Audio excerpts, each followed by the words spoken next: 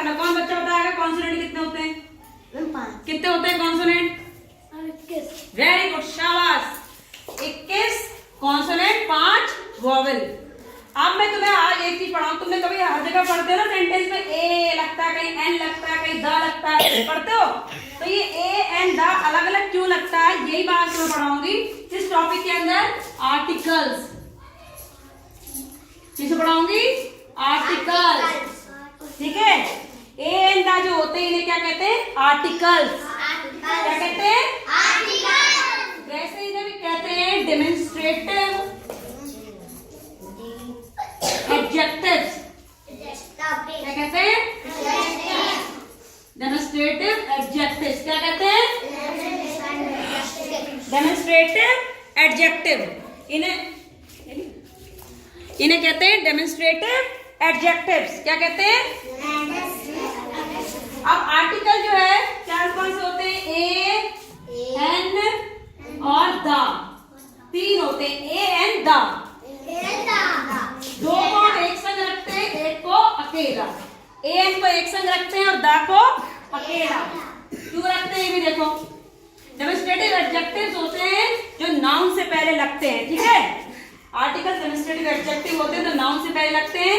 इनको हम 2 कैटेगरी में बांटते हैं। डेफिनेट, एक होता है डेफिनेट, डेफिनेट, दूसरा होता है इनडेफिनेट। दूसरा क्या होता है? हाँ, डेफिनेट के अंदर आता है द और इनडेफिनेट के अंदर आता है ए और एन, ठीक है। ए एन को हमने इंडेफिनेट आर्टिकल में बांट दिया और द को डेफिनेट आर्टिकल में। अब ये सब क्यों करा कि इसे इंडेफिनेट में बांट दिया, इसे डेफिनेट में? ये मैं तुम्हें बताती हूँ। इन डेफिनाइट आर्टिकल, ठीक है।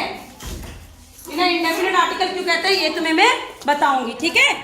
क्यों कहते हैं इन्हें इंडेफिनेट आर्टिकल?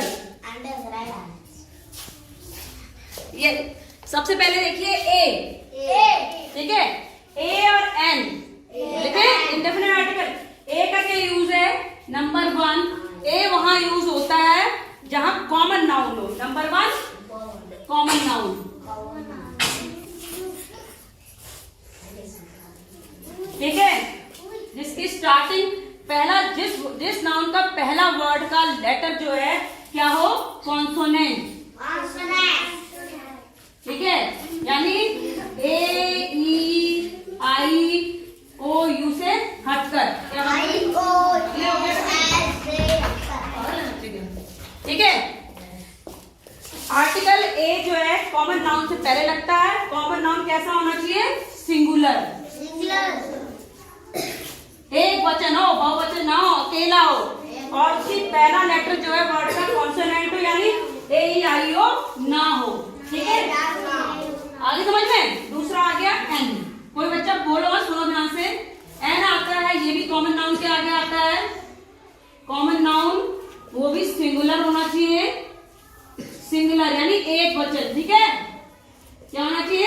एक वचन, बहुवचन ना हो। लेकिन दूसरा अंतर इसमें यह है, ये वोवल के साउंड, ये वोवल से स्टार्ट हो, यानी A E I O Q. No talking, no talking, बात नहीं आती है। ये कॉन्सोनेंट से नहीं, जैसे यहाँ पर मैंने कहा एक कॉन्सोनेंट नहीं होना चाहिए, यानी कैट, कैट का पहला अक्षर सी है, कॉन्सोनेंट है ना, तो यहाँ ए लगा दिया, ए कैट। अब यहाँ एन में क्या होगा? An apple, an a double p l e, an apple. यानी एन कहाँ लगेगा? जहां पहला लेटर वोवेल हो, और ए वहां लगेगा जहां पहला लेटर कॉन्सोनेंट हो। इतनी बात समझ आ गई? ए लगता है कॉमन नाउन सिंगुलर, ए लगता है कॉन्सोनेंट से पहला लेटर हो, एन लगता है कॉमन नाउन सिंगुलर, एन लगता है वोवेल से स्टार्ट होने वाला पहला लेटर हो उसका शब्द। अब इसमें एक चीज और बताती हूँ मैं। ए एन में बेटा ध्यान से सुनो, तब तुम लोगों को समझ आएगा। अगला है यूनिवर्सिटी, यूनिवर्सिटी। अब तुम कहोगे यूनिवर्सिटी का तो पहला यू है, वोवेल है, तो इसके आगे तो एन लगना चाहिए, लेकिन इसके आगे लगेगा ए। इसके आगे क्या लगेगा? ए। आप कहोगे एम ए, मास्टर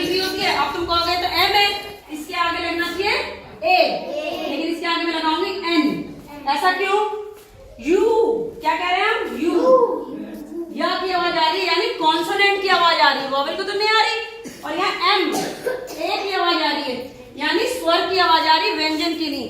तो अगर स्वर की आवाज आ रही हो लेकिन वो व्यंजन हो, यानी वॉवेल ना होके वो कॉन्सोनेंट हो लेकिन साउंड वो वॉवेल की दे रहा हो तो एन आएगी, और वॉवेल हो लेकिन साउंड दे रहा हो कॉन्सोनेंट की तो लगा देंगे ए। क्या लगा देंगे? ए। तो ये बात भी तुम्हें ध्यान रखनी है कि वॉवेल है तो तुमने एन लगा दी, ऐसा नहीं है। अगर वॉवेल है साउंड को नहीं दे रहा है तो तुम नहीं लगाओगे एन, और अगर कॉन्सोनेंट है साउंड को वॉवेल की दे रहा है, कॉन्सोनेंट की नहीं दे रहा है, तो वहां लगाओगे एन। आगे बात समझ में इतनी आ गई? क्योंकि वो चीज डेफिनेट नहीं है, फिक्स नहीं है। अब अगला आ गया डेफिनेट आर्टिकल द हमेशा उसके आगे लगता है जो फिक्स है, एक ही है, यूनिक है, ठीक है, इसीलिए उसे कहते हैं डेफिनेट आर्टिकल। जैसे सन है, सूरज धरती में एक ही है ना, हमें धरती से सूरज एक ही तो दिखता है, तो इसके आगे लग गया द सन। अर्थ एक ही है, एक ही प्लैनेट है अर्थ, तो द अर्थ। मान लो तुम्हारे घर में अखबार आता है अमर उजाला, तो अमर उजाला एक ही कंपनी तो अखबार की, अमर उजाला, तो इसके आगे ए नहीं लगेगा, तुम कहोगे ए लगा देता हूं क्योंकि ये वॉवेल है, नहीं, इसके आगे लगेगा द। यानी डेफिनेट चीजों के आगे जो एक ही है, प्रॉपर है, पर्टिकुलर है, उसके आगे क्या लगेगा? द। इसीलिए इसे द को कहते हैं डेफिनेट आर्टिकल। क्या कहते हैं? Definite article. क्या कहते हैं? डेफिनेट आर्टिकल, क्योंकि डेफिनेट चीजों के आगे लगता है। अगर 4 दिशाएं होती है, पूर्व पश्चिम उत्तर दक्षिण, तो इंग्लिश में कहते हैं east west know talking north. अब इन चारों के आगे लगेगा द, क्योंकि ये चारों प्रॉपर दिशाएं, the east, the west, the south, the north. Ganga नदी है, प्रॉपर है, कोई भी नदी है जो प्रॉपर है, फिक्स है, उसके आगे लगेगा द गंगा। हमारी धर्म की किताबें होती है, बाइबल, कुरान, गीता, है, ये एक ही है, यूनिक है, पर्टिकुलर है, तो द गीता, ठीक है। तो जो चीज एक है, यूनिक है, एडजेक्टिव की 3 डिग्रियां होती हैं, 3 डिग्रियां होती है एडजेक्टिव की, तो जो 3rd डिग्री है उसके आगे भी क्या लगेगा? The, good, better, best, the best, ठीक है।